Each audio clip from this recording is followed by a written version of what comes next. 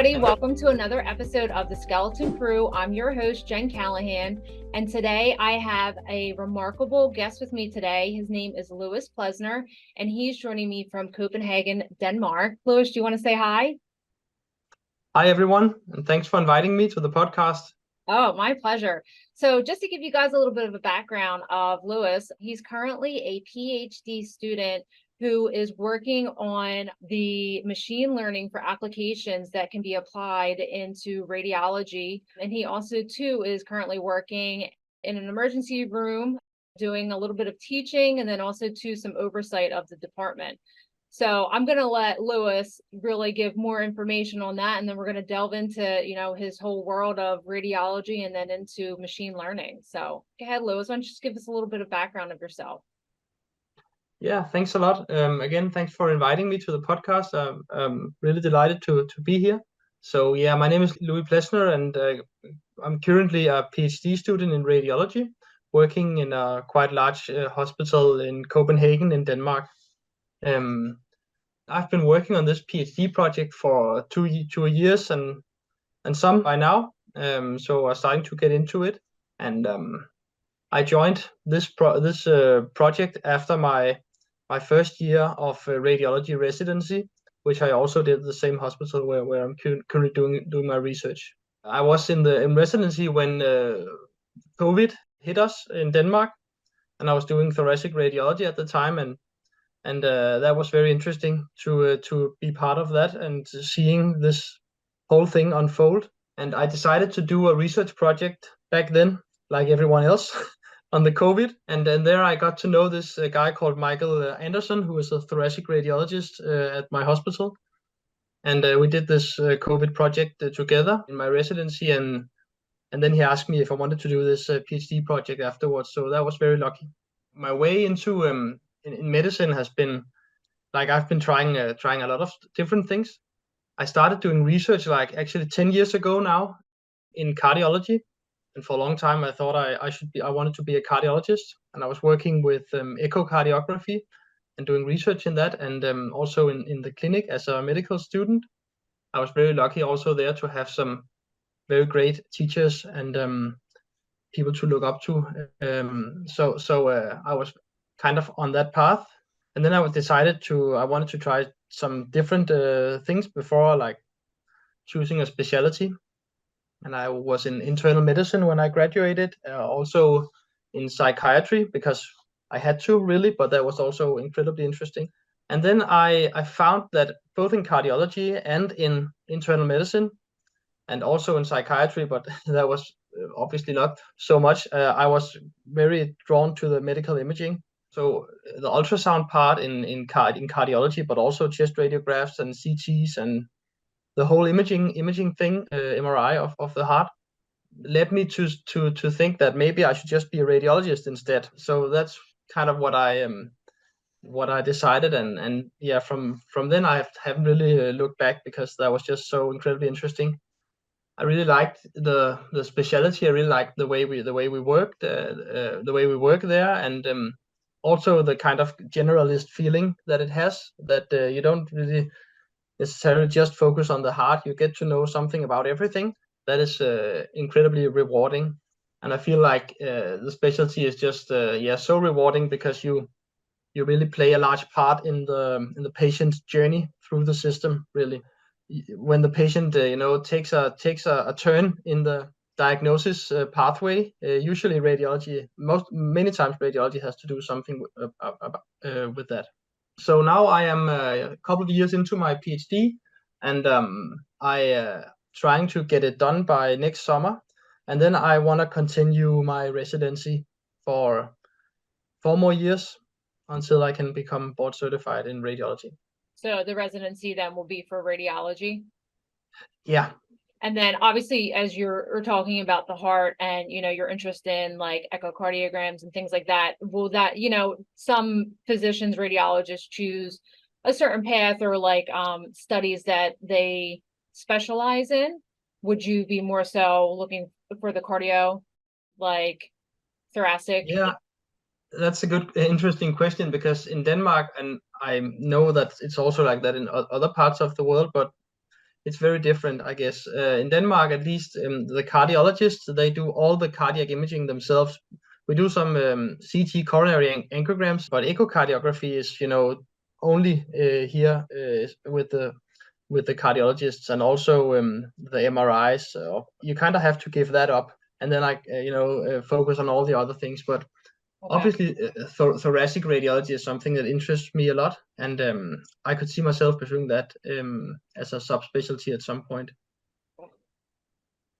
So if you have, just to clarify for that, for my own sense, say if you have a patient who's within the hospital, who's there for, a heart issue and is being cared for by a cardiologist, and say they order a chest x-ray or, a CAT scan of the chest, it's not so much a radiologist that'll be doing the reading on that. It's the actual cardiologist who ordered it.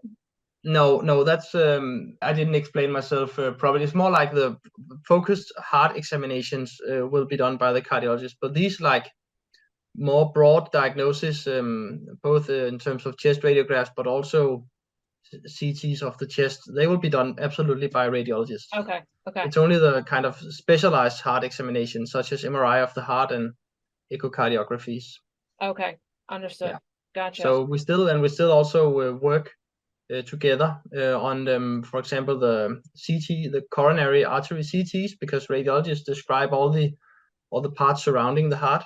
Mm-hmm. So it's kind of a joint venture there. So you decided to move yourself into radiology, and then you started, with the machine learning. What was the transition point from being with radiology into machine learning? And for those who are listening, machine learning basically is what we're talking about, artificial intelligence with computers helping. Am I correct? Yeah, absolutely. Okay. So how did you piece those two together, that you decided to transition into doing your, you kind of almost like you put your radiology residency on hold so that you could pursue this further? Absolutely, yeah. AI in radiology is something everyone is talking about now. And also when I started this in 2020, everyone was also talking about it back then. And it was said that, we would be out of a job in a few years. That was kind of the word on the street.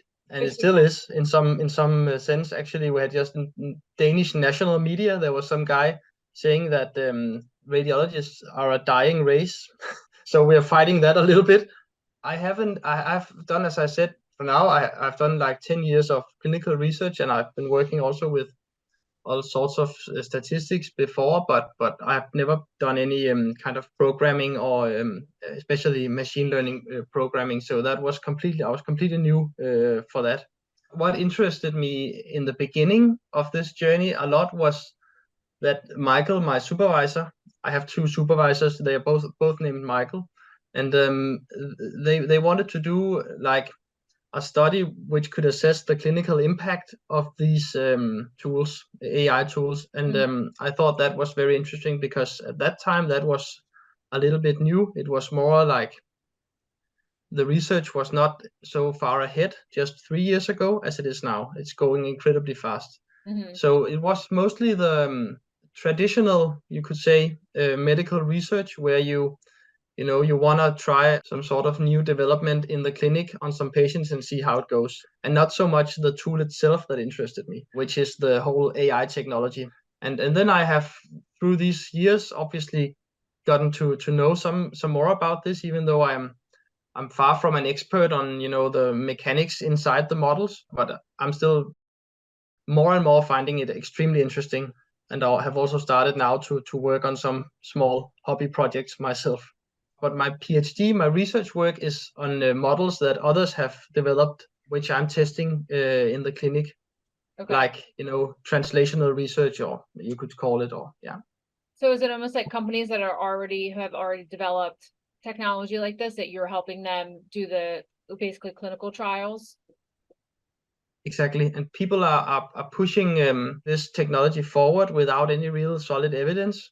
And that is still happening. Now evidence is getting better and better, but still it's in the beginning. So yeah, that's kind of the issue that we focused on, to be able to know that these tools are safe before deploying it. This episode is brought to you by xraytechnicianschools.com. If you're considering a career in X-ray, visit xraytechnicianschools.com to explore schools and to get honest information on career paths, salaries, and degree options. So, a question for you, I actually will just to start that in the past 2 weeks or so, I've actually spoken to 2 different companies that have developed 2 different types of artificial intelligence to aid in the reading of radiographs. One is for the actual images themselves that will pick up on subtleties or, to help with misreadings or something that might be missed.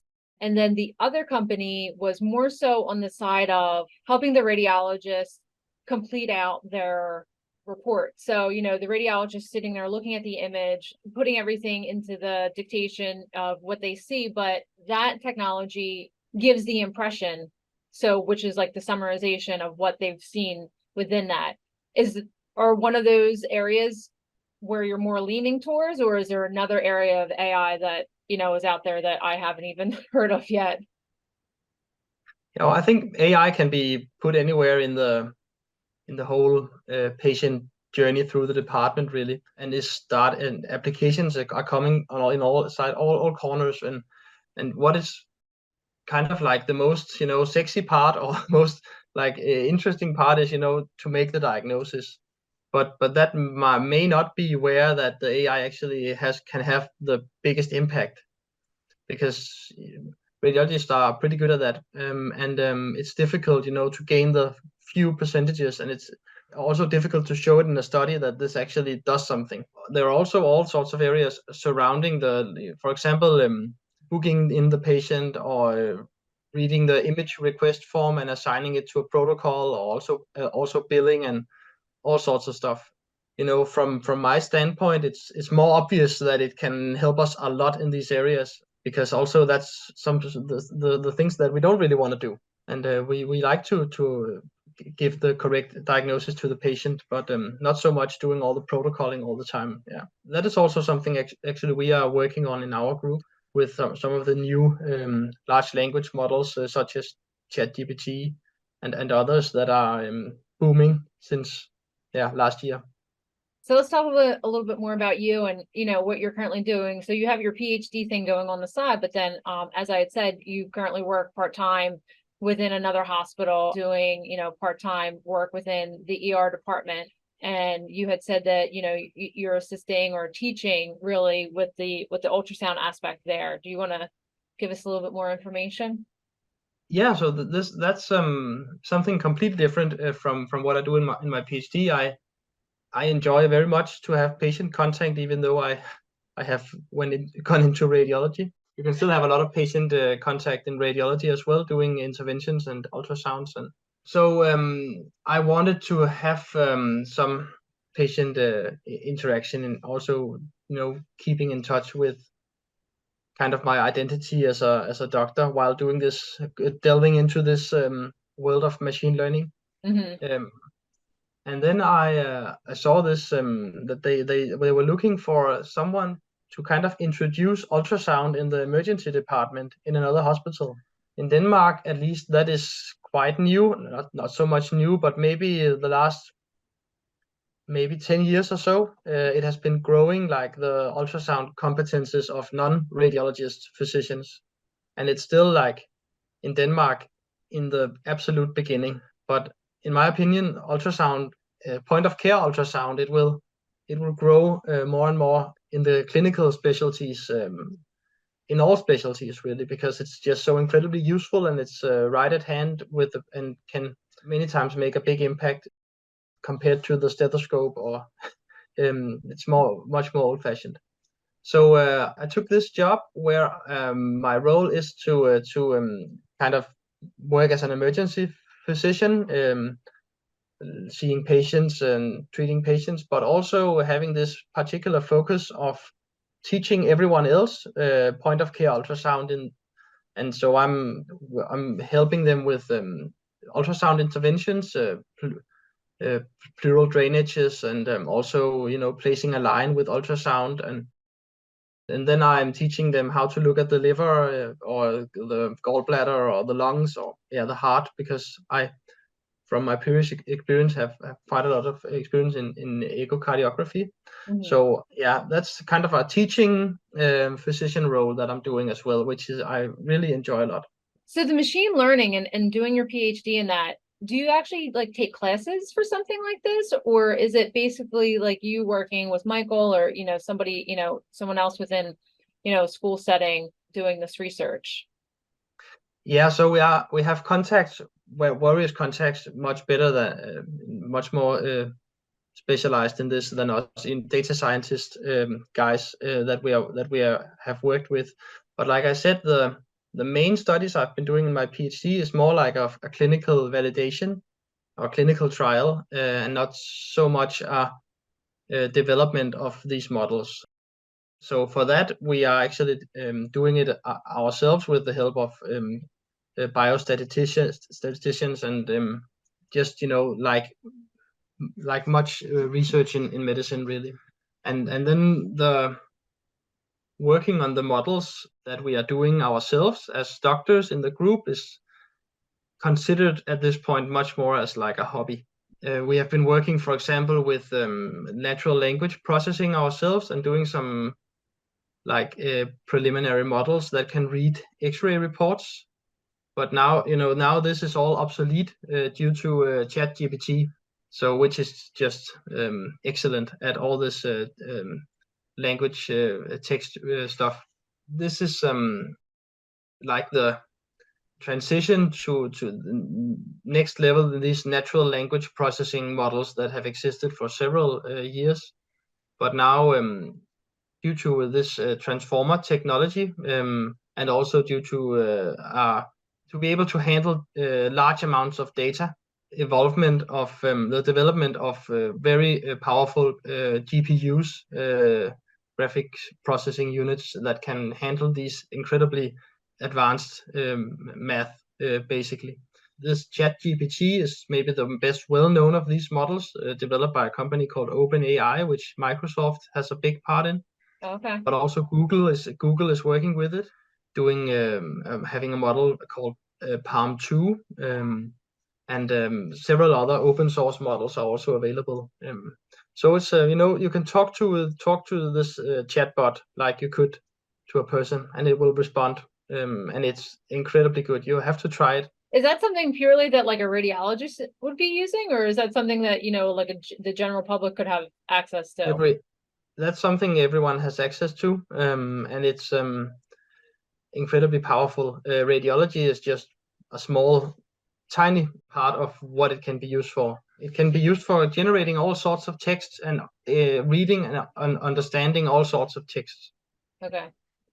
But also progressing into handling other formats of data than just text. Also images and video will come. So yeah. For radiology, then let's go back to that.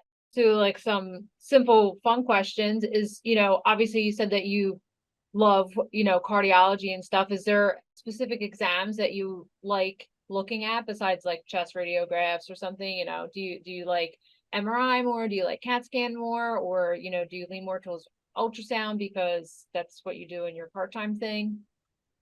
Yeah, in my first year as a radiologist, I haven't been working a lot with MRIs. It sits more with the more experienced radiologists. So a little bit MRI of the brain I have been looking at, but other than that, musculoskeletal MRI is something that I have not really delved into so much. So what I have done most is the plain radiographs, ultrasound, and CAT scans. I enjoy all that. I really can't say if there's something I enjoy more.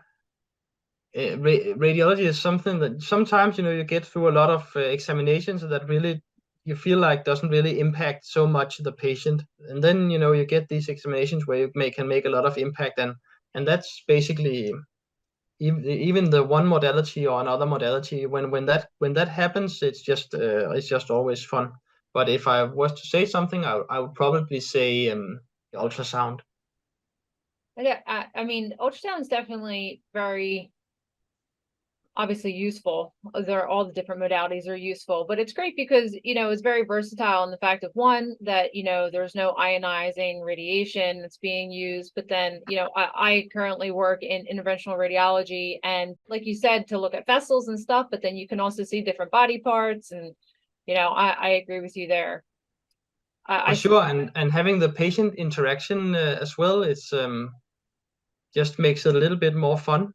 I mean, if you could have it with the patient interaction while going through the CT, that would also be fun, right? Because if you like the patient interaction like I do, because you feel like now the patient has reached the right place where someone can actually make a diagnosis or say something. That feels very good. But then also you have like very poor where you can really not see anything due to bowel air or something, and you just feel like, well, I want to be a gardener instead or something. A gardener. So the school that you've been working with, Herlo, you had said. Yeah, the hospital. Yeah, that's a hospital. Yeah. Do you think that they'd be interested in developing, or you working hand in hand with the Michael that you had started with, maybe somewhere in the future? Is that something like a dream of yours, maybe to develop something with machine learning? I wouldn't say that is my dream. No, that would be something I would be interested in as well. I have a lot of interest, but I think to do that I mean, that also depends if you want to do it in a research context to make a like small project, or if you want to like develop a product that can be sold, that can help patients across the world, because that's a completely different story and a completely different job, right? Which is a startup basically, and not something that I would consider myself particularly interested in. So if you want to make an AI product that can be sold across the world and help patients, then it's a completely different story from doing a research project, because then you're basically doing a startup, and it's another kind of job than being a doctor, even though it must be very rewarding as well and interesting. I would consider myself more of being more traditional researcher, and also keeping up with other research interests that we have, also working with advanced CT scans and other things we're doing. I just want to take this technology and see what good we can make with it, both for the radiologists and for the patients. That's also with the project that came out in radiology, the research project that led me to this podcast. It's about actually automating reporting, doing autonomous reporting with AI of chest radiographs, and something that we are interested in from the perspective of being able to alleviate some of the workload in the radiology departments. So from more of a standpoint of what good can we do here? I feel like we're coming to our end here. Is there any words that you want to put out there to the radiology world for the future of AI, or just for radiology in general? Yeah, like I said in the beginning, I want to say to all junior radiologists like myself that don't be afraid to go into this extremely cool and nice specialty, just because that some people are saying that we will be out of a job. I don't think we will. I mean, you can never predict about the future, but if radiologists will be out of a job, I would say that all other physicians will be out of a job as well. I mean, the algorithms would have to be that advanced, to put all the physicians out of jobs, and that could happen, but you cannot really think in that way, because then we'll probably just do something else. That would be my statement. Mm-hmm. I agree with your statement. I definitely agree that radiologists are not a dying breed at all, and I don't think doctors are a dying breed. No. People are needed to care for people. They're great words of advice, and I wish you luck with the continuation of your research into machine learning, Louis. Thank you so much for taking time with us. Everybody, this was Dr. Louis Plesner with us, joining from Copenhagen, Denmark, and hoping to hear from him soon again, where he's at in his journey through education and radiology. So thank you so much, Louis. Thank you so much for asking me. All right, we'll see you next time, guys. You've been watching The Skeleton Crew, brought to you by xraytechnicianschools.com. On the next episode, join us to explore the present and the future of the rad tech career in the field of radiology.